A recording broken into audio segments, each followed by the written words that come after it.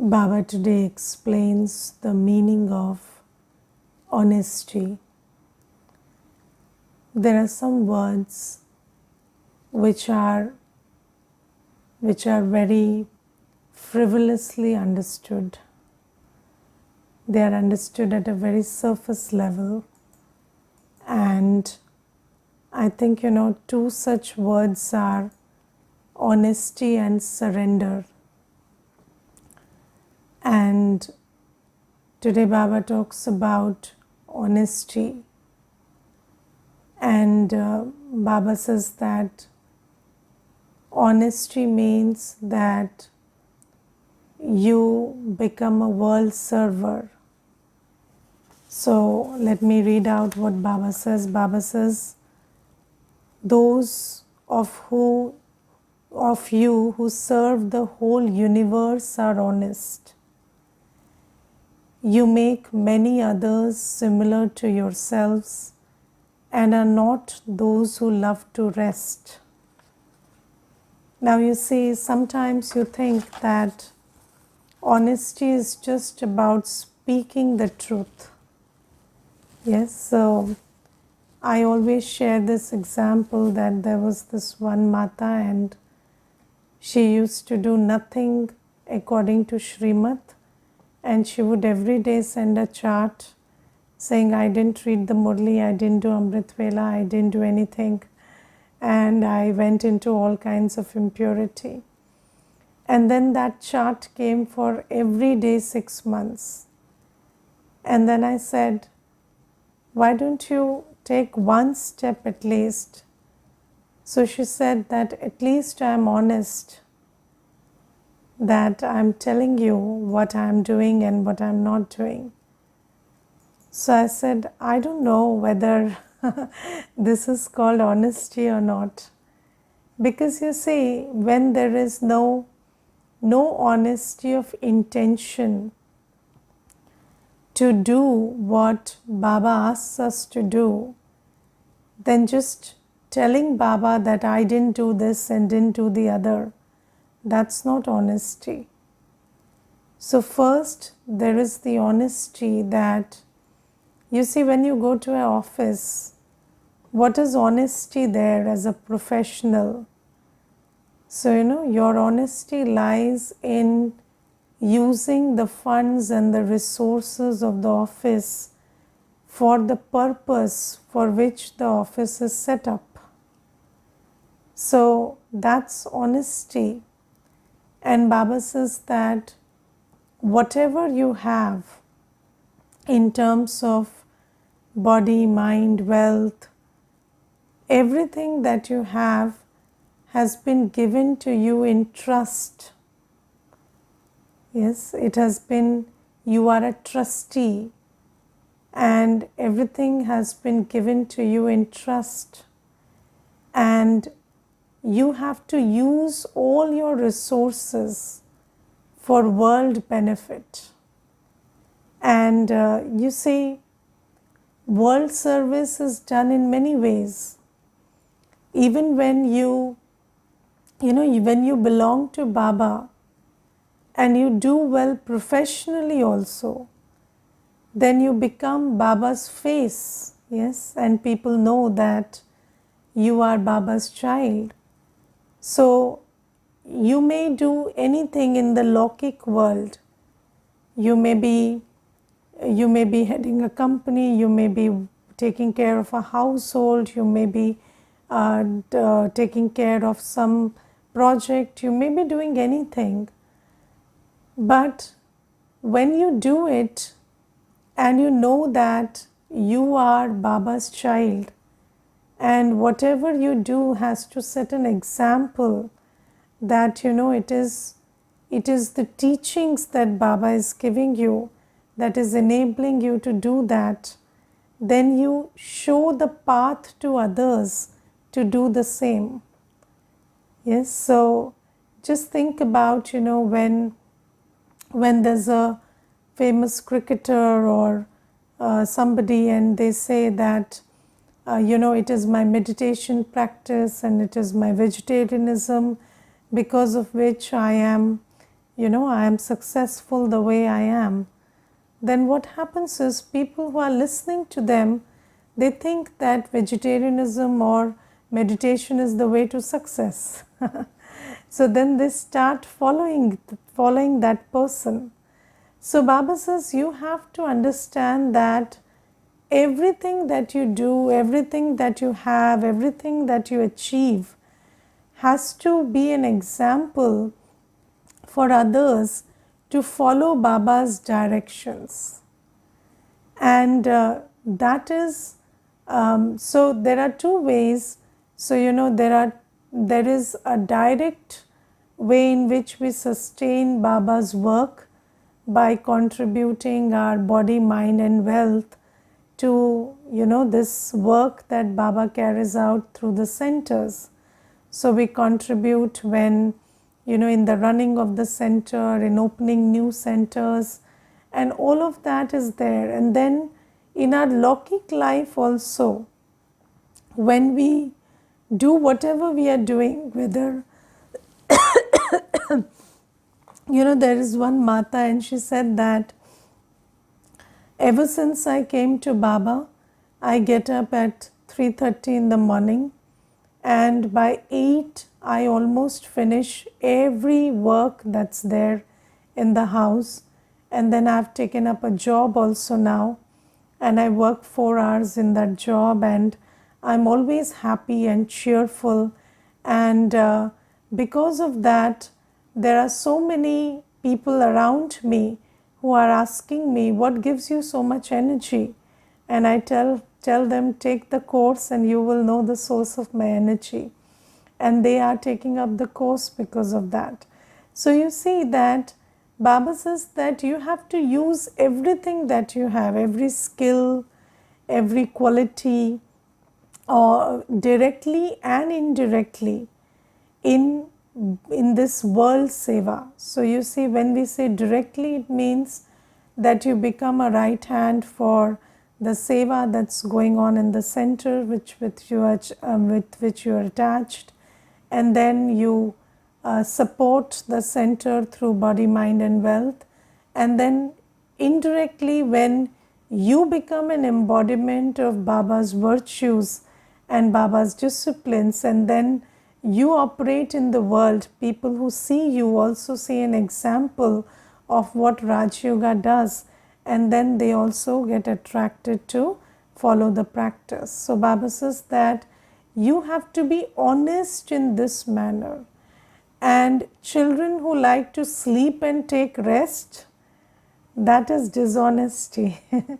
So wasting your time, wasting your energy, wasting your wealth, just engaging in sensual pleasure and sleeping, eating, that's not the way of a Brahmin, and that's not being honest to Baba. You see, because Baba gives us so much sustenance, and Baba says that when you become an embodiment of that sustenance, when you become the example of what I am teaching you, and when you think, when you understand that whatever you have is for Baba's seva, then you are an honest soul, and then you use everything that you have, every second, every thought, to create a new world.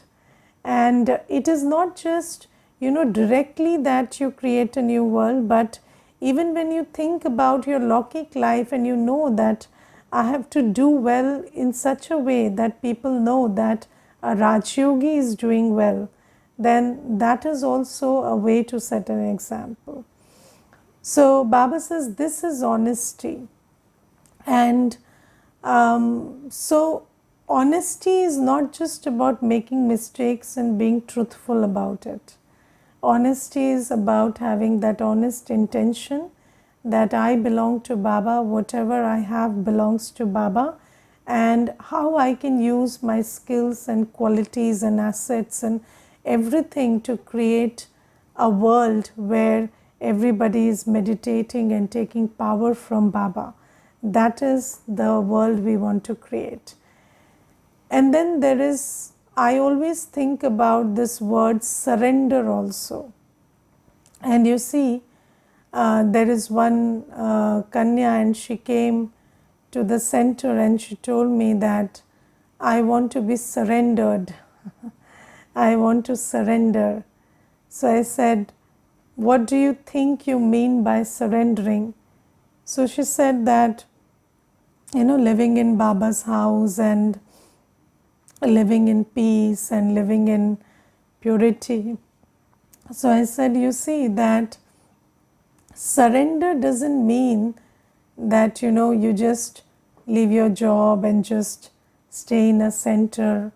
Surrender means that you know that everything you have has to be used for creating the best version of you and creating a world that Baba has come to create. And it doesn't matter where you are, you can always be surrendered. Yes, so surrender is an act of the mind. But if you think that I cannot be surrendered when I am in my Lokik setting and you're trying to run away from there, and then you think that, only when I go to the center I'll be surrendered, then you can't be surrendered in the center also. Because you have the sanskar of running away. And when you are running away from somewhere, you go somewhere else and then you want to run away from there also. So, it's not, surrender doesn't mean that you don't want to be part of your old life and old world and you want to come to this new center, new place and start a new life. But it means that you change your attitude, you change your mindset in such a way that you follow Baba's disciplines through thought, word and action, and you create a life where you know that everything you have and everything you do has to be according to Baba's directions. So that is surrender. Surrender is an act of the mind and intellect rather than a physical act. And even if you surrender physically, if you are not surrendered with the mind and intellect, then you can be of no use to Baba. Because you see, surrender means doing everything on Baba's directions. And with that requires a surrender of the mind and intellect. Because if you live in the center also and you do everything according to your manmat, according to what you feel like doing, then that's not very surrendered. So these are concepts that are very misunderstood. Then you see, Baba says that without belonging to Brahma Baba, you cannot become a Brahmin. And it is said you change from a Shudra to a Brahmin to a deity. So first we have to become a Brahmin, and we cannot become a Brahmin without belonging to Brahma Baba.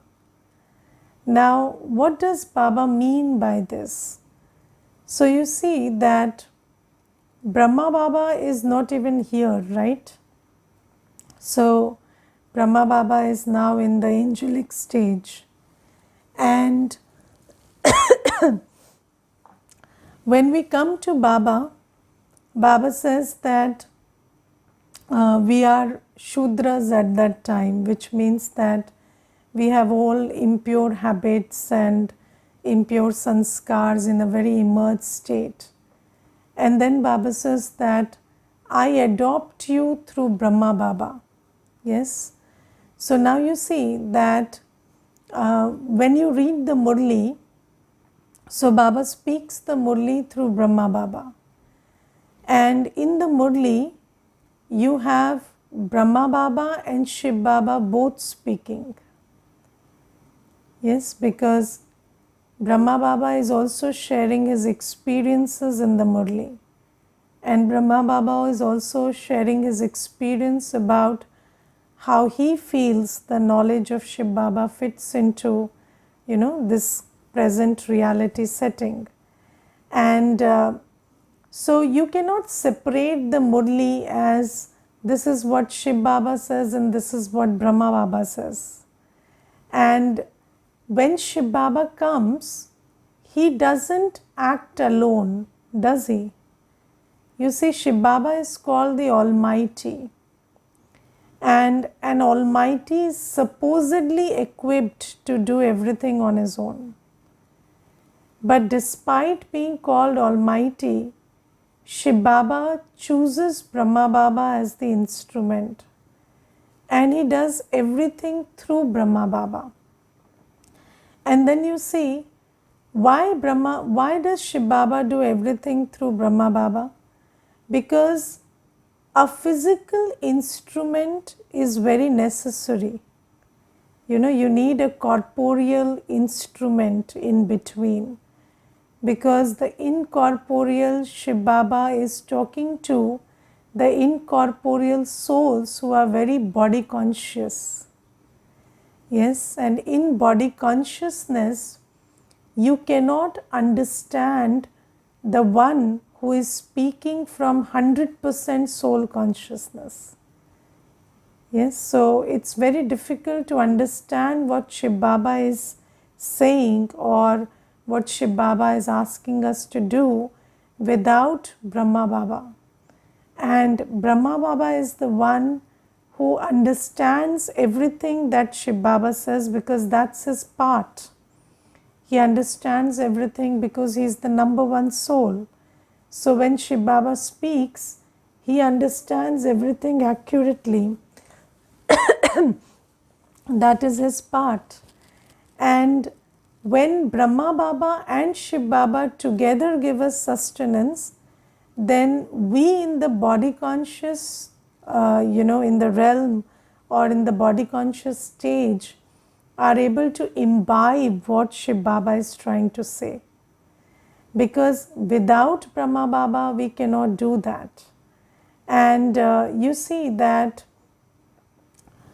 when Baba says that there are some children who say, I have only connection with Shiv Baba, and you do not have any connection with Brahma Baba, then Baba says you cannot change into a deity, because you need Brahma Baba in between.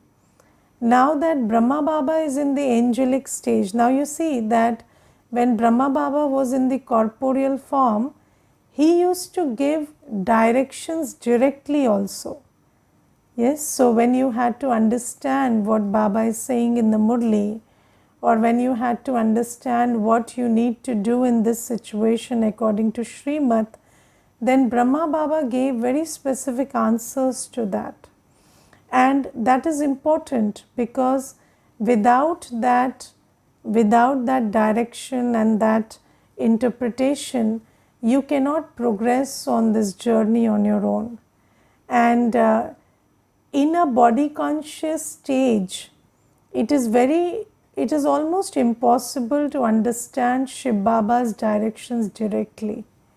You need somebody to talk from their experience and talk on the basis of the journey they have had and the purushart they have done, so that their experience, their purushart helps you on your journey.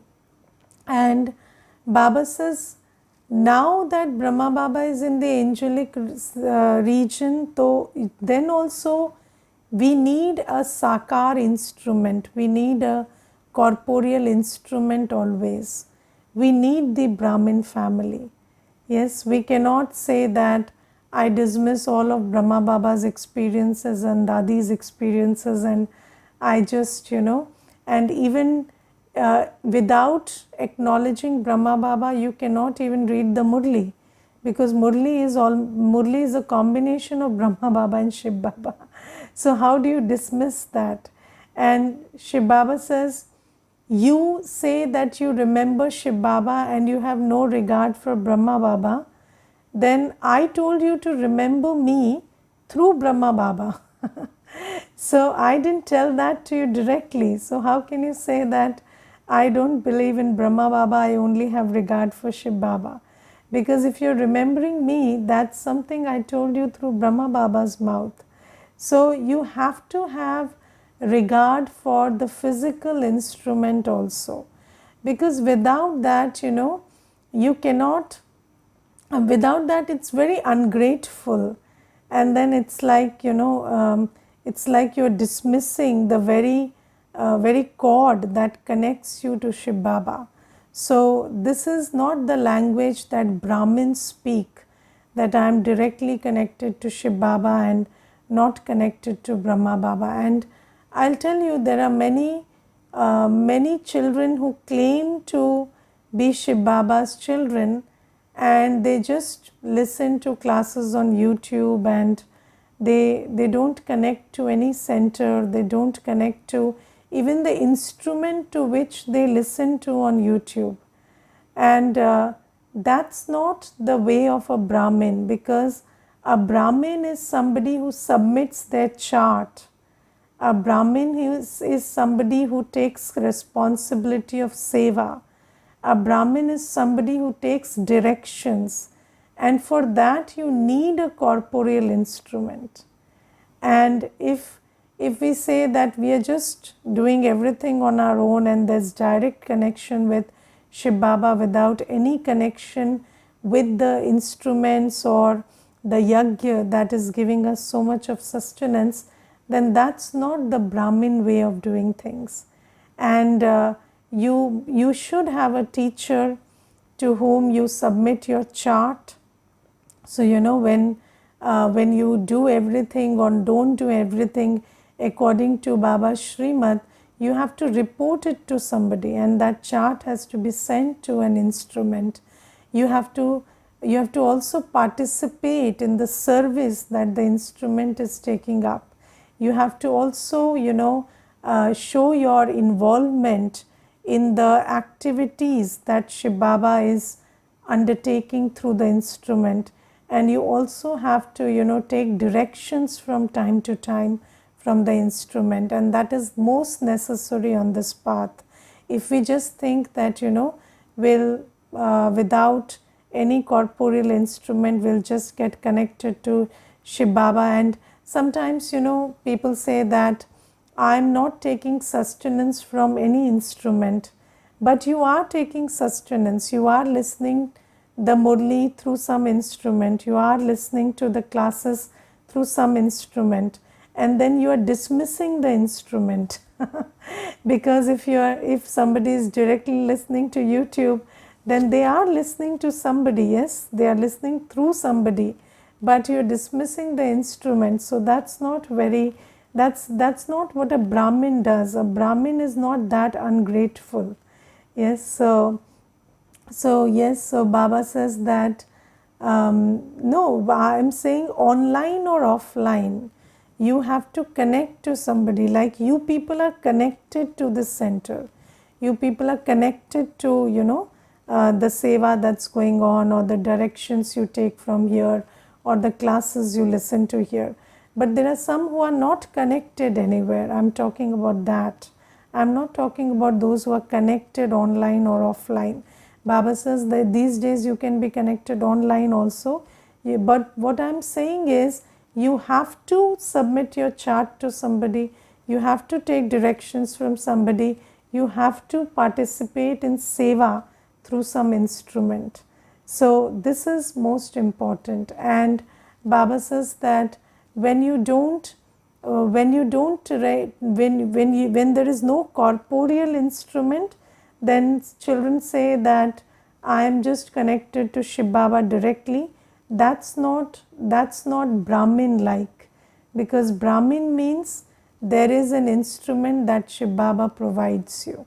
So this is there. And then about the murli also, Baba says you have to have gratitude for Brahma Baba, and you have to understand that Shiv Baba speaks the murli through Brahma Baba. And I'll tell you one thing, there is this question also sometimes that new souls ask, that if Shiv Baba is the supreme soul, then why do you keep Brahma Baba's picture in the center? And why do you have Brahma Baba's picture in Baba's room? These are also questions that new souls ask. And sometimes Brahmins also, whether they ask or not, they have these questions sometimes. And but Baba says that I never operated directly, I operated through Brahma Baba. So I gave the Murli, I gave the directions through Brahma Baba. So keeping Brahma Baba's picture is, is our way of showing gratitude to that instrument who became such a dedicated instrument to Shiv Baba. And when we read the Murli, it is Bab Dada's Murli, it is Brahma Baba and Shiv Baba speaking together. So we cannot say that we are only being sustained by Shiv Baba, we are also being sustained by Brahma Baba. And now you see that in yesterday's Murli also, when there is the Avyakt Vani, you understand that Brahma Baba in the subtle region is also very concerned about children right now. And Brahma Baba is also taking care of us and sustaining us through his Avyakt sustenance. Do you feel that? When you remember, when in meditations, you go to the subtle world and sit before Farishta Brahma Baba, before angel Brahma Baba, can you feel Baba's presence? How many of you can feel that? Yes, there are many who feel that. And why? And others have not tried. So if you try, then you'll feel it. So when you go to the subtle region, when you go to that region of light where Brahma Baba is in his angelic stage, and you change into your angelic dress and go there, then you feel that Shiv Baba and Brahma Baba are giving you that drishti which you are absorbing through your eyes, and that is giving you so much power. And just becoming a point of light and going to the soul world always doesn't help. So that is one way of connecting, but there's also another way where you go to the angelic region and you feel that, just like in the corporeal days, Brahma Baba, Shiv Baba used to give drishti to Brahma Baba's eyes. So Brahma Baba's eyes are still the medium of Shiv Baba's drishti. And you take that drishti, and that drishti is so energizing and making you so much powerful and burning your sins. So Baba says that this is something that we must understand, that we cannot dismiss Brahma Baba, we cannot dismiss the importance of being connected, whether online or offline. We have to be connected to a place, just like you people are connected here. So these are the things. And then Baba tells us that you have to become a Brahmin.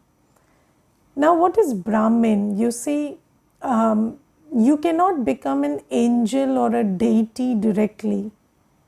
You have to first become a Brahmin. And you see that when somebody says that I'm a Bihari or a Gujarati or I'm an American or an English person, then what do they mean? They mean that they have a culture to which they adhere, right? So there's a culture, what we do, what we don't do, what we wear, what we don't wear, what we eat, what we don't eat, how we get up, sleep.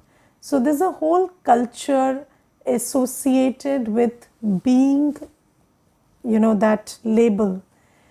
And when we say being a Brahmin, so being a Brahmin means that you eat pure food, you get up at Amrit Vela, you remember Baba in the morning wee hours, you listen to Murli every day, you participate in the seva of the center. So you always take care that, whenever there is any seva, you contribute whatever you can. And then you also take care that you submit your chart to the instrument teacher so that they also know about your progress. So there is a reporting also, which is a very important part of Brahmin life. You maintain your honesty with your instrument teacher. You tell them about your life and practices and what you're doing and what you're not doing. So and then you have the evening meditations, you follow a life of celibacy. These are the things that a Brahmin does. And I remember, when you in the world, sometimes you think that sometimes we don't take our Brahmin form very seriously, but in the world also people know what BKs do and what they don't do. And you tell anybody I'm a BK, they'll instantly ask you, so you get up at 4 in the morning? So they know that BKs get up at 4 in the morning. They know that. And I remember, there was this one person, and he was an officer in a company, and he came to the center, and it was 8 in the evening, and at 8:30 he said, now I must take your leave and go early, because you people wake up at 4, and I would not like you to extend this meeting and get tired. So I said, how do you know that we get up at 4? You have come first time to a BK center. So I said, everybody knows BKs get up at 4. So I said, okay. So you see that in the world also BKs are famous for that BKs speak softly, speak sweetly. So BKs are humble, polite. BKs are disciplined. BKs have this discipline of food and celibacy, and BKs have this discipline of Amrit Vela. And then BKs are very obedient to Baba's Srimat. So everybody knows these things, and Baba says this is what makes you a Brahmin. And without being a Brahmin, you cannot become a deity. So Baba says, don't think that you will have divine virtues without changing your lifestyle and your food habit, and dressing simply. And if you don't make these changes, see, these changes are the least that you can make, right? So changing on an external level is the first level of change. Some people say that you wear white and it's a very great sacrifice. So no, that's the least thing. Changing clothes is very easy. Changing your inner world is difficult. So if you can't even change your clothes, how can you change your inner world? If you cannot face a room full of people, and you feel that when you walk into that room wearing white and a badge, then people will judge you. If you think like that, then how can you not get affected by anybody's opinion?